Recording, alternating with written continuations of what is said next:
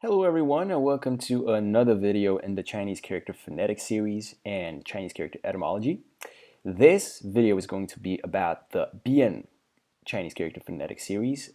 Not all characters that are in this series will be discussed in this video. There are more, but I chose the three most important ones. Now, if you don't know anything about phonetic series, I highly encourage you to go and watch the first, second, third video in this playlist where I go in depth where I go into in-depth explanations, or hopefully in-depth explanations, about how Chinese character phonetic series work. In this video, I will try to go a little bit smoother and faster. Hopefully, you will learn something, and probably I will learn something new too, as always. So this particular phonetic series is led by this big character over here, which is pronounced Bian. Bian means litigation. It's a very, very rare character. You don't find it very often, but it needs to be mentioned because it is found and present in the rest of the characters in the phonetic series. It is the leading phonetic character, so it has to be mentioned. Now, to understand a character, as you can probably notice, it consists or is basically constructed by putting two this characters together, and basically you create a new character. So this character over here, which is the basis for this character, means criminal. It's pronounced xin. And if you have, well, the idea over here is obvious, right? You put two criminals together, and this is pointing to the meaning litigation. So the character is a so-called semantic compound character. This is a fancy term which just means semantic means meaning, and compound is like a heap of things put together. So in simple English, it's a character where you put two characters together and combine their meaning. So you have a criminal and the criminal, and somehow you point to the meaning litigation. Now, a little note, probably a lot of you know that this character to date does not mean criminal. But what is important, it means something very different. It's quite a complicated thing, and I don't want to go into it, but it means something different today. However, when this character was created, it was created when this character meant criminal. Otherwise, it would make no sense. If you look at the modern meanings of this character, you will see that no matter how hard you try, you will not get to the meaning litigation other than having and using the meaning criminal. Now, a little note that I wanted to tell you, and this is a very aesthetical thing and maybe a question of formatting. As you can see on the right side, the character, this character and so this part of this character and this character are the same. The only difference is that it's a little bit squashed. You can see that basically it's squashed towards the center, so it's not that wide. This is wider by, I don't know how much, but by a little bit. And that is just a question of formatting. I mean, if you want to fit this character, if you want to fit two characters together, you need to make them narrower. That's logical.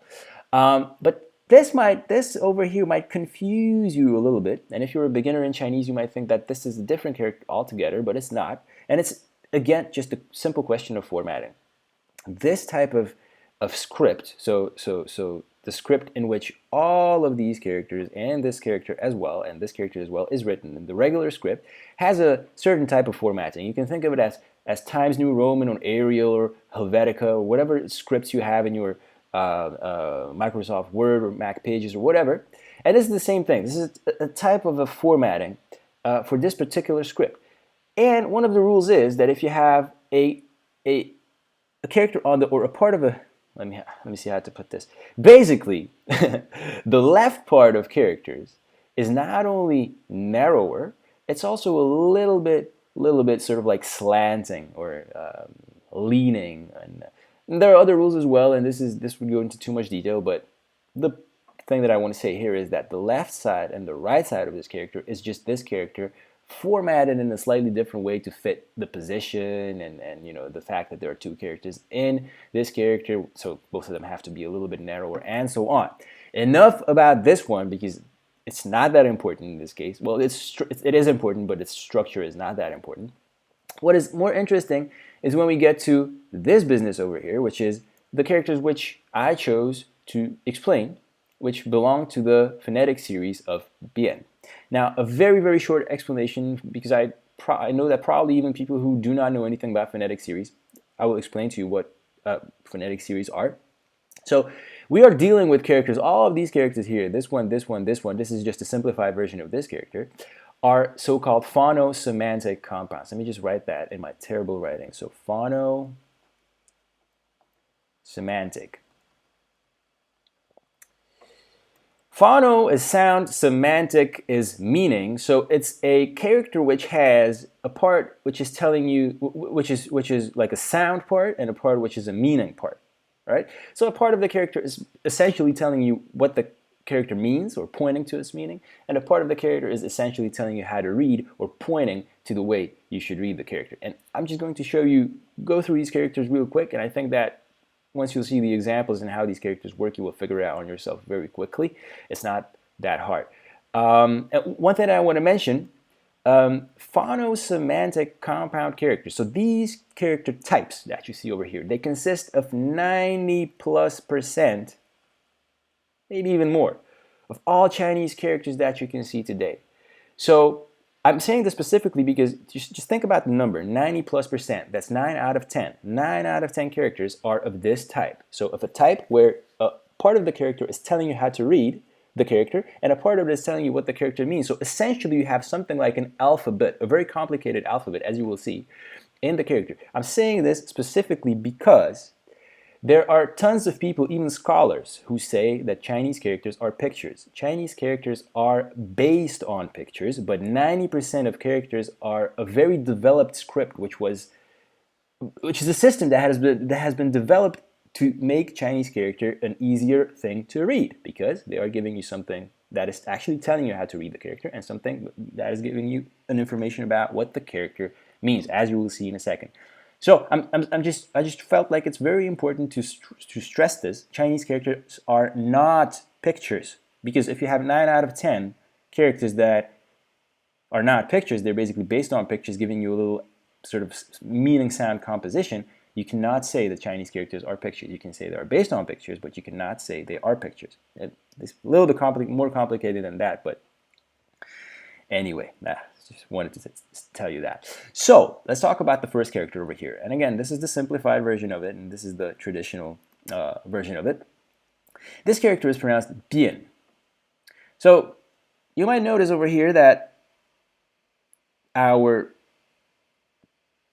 title phonetic character, let's call it that, bien, litigation, has been separated, and there is something inserted in between. Now, it's rare, and I will get to it later. Usually, this thing which is in between is on the left of these phonetic characters, of these huge characters. In this case, it's in between. It's not super rare, but it's rarer.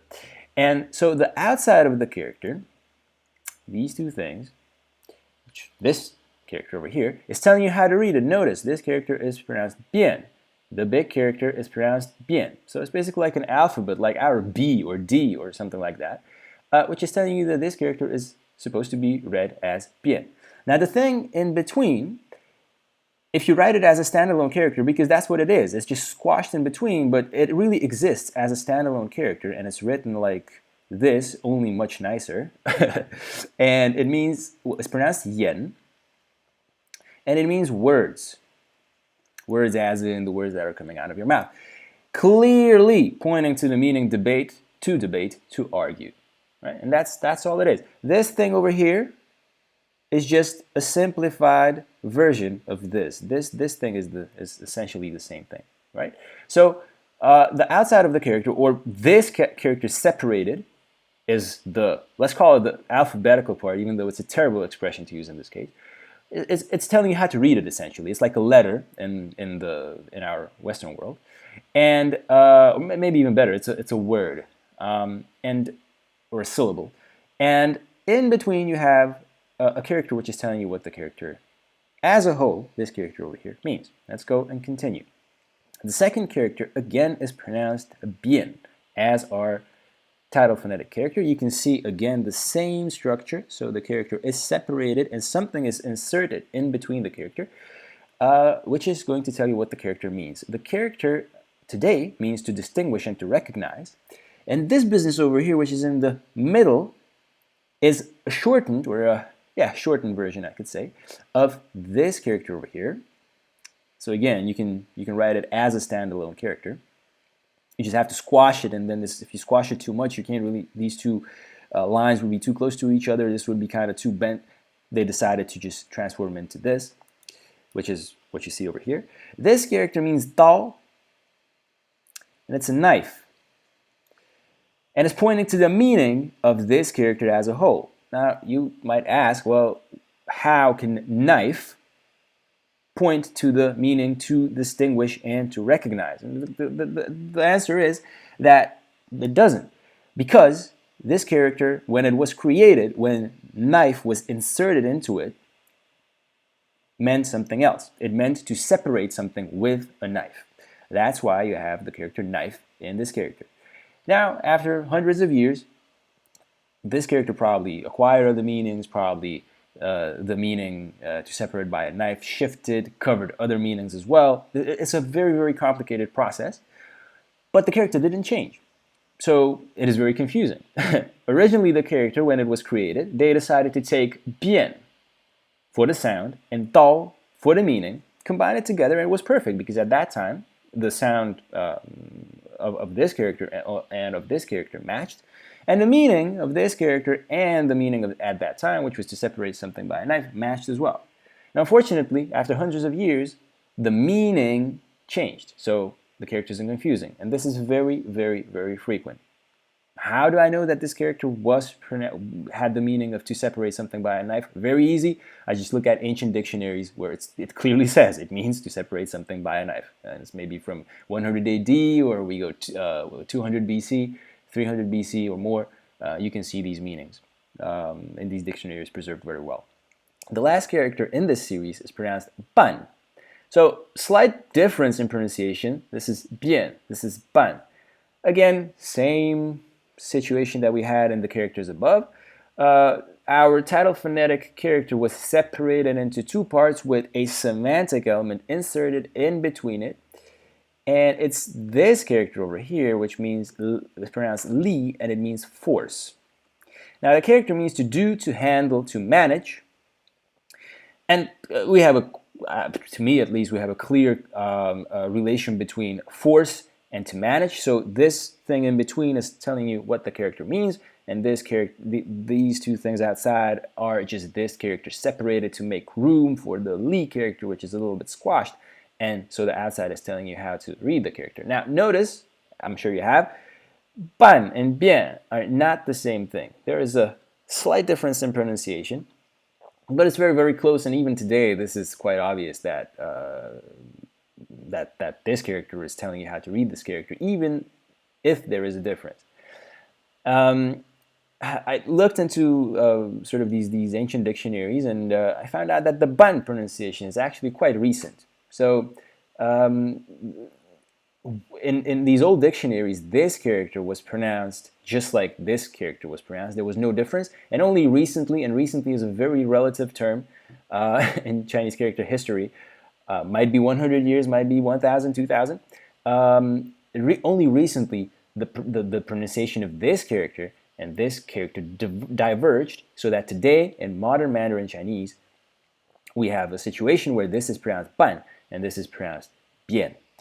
To be very honest, characters that are as regular as this one over here, which means that the semantic element, the element which is telling you what the character means, perfectly matches or points very, very strongly to the meaning of the character today. And the phonetic element, so the outside, the one that is telling you how to read the character, this thing over here, is matching the pronunciation of the character perfectly, is very, very rare. It is very rare that the thing that is telling you how to read the character is perfect, a perfect match with the character as a whole, and the thing which is telling you what the character means is a perfect match with the meaning of the character, the modern meaning of the character. It's very, very rare. We either have a situation where the semantic element, so the thing that is telling you what the character means, and the modern meaning of the character do not match, like here. So we had a knife and the meaning distinguish because the character used to mean to separate by a knife. Or we have a situation where the phonetic element and the modern pronunciation don't match, like here we have bien and ban. And these are actually, because these are actually quite clear compared to some really obscure characters. Knife and distinguish could be related. Or, I mean, to separate something by a knife and distinguish are relatable. Like 2-3 steps you can get from the meaning to separate something by a knife to the meaning distinguish. And ban and bian, they are pretty relatable even today. But you have some characters that are absolutely confusing when it comes to their semantics and phonetics, and how they work together. And not just that, there are many characters that are fused. Like here, clearly, you have, in all of these characters, you have the semantic and the phonetic element separated. But in many characters, they just simply fuse either because a long time ago, when someone was writing, made a mistake and just connected them, or they were deliberately simplified, disregarding the structure of the character. So let's forget about the fact that we have a phonetic and a semantic element. Let's just write it in a more simple way and just combine everything. Make it more difficult to read, but easier to write. And it takes a lot of work sometimes to go to to find out what the character is really made of and how it relates to its modern meaning and its modern pronunciation. So I'm sorry this video got a little bit too long, maybe. I hope you enjoyed it. Please leave a comment if you have any questions related to this particular video or about phonetic, phonosemantic, compound characters, or anything else related to Chinese characters. And I hope to see you in the next video. Take care. Bye-bye.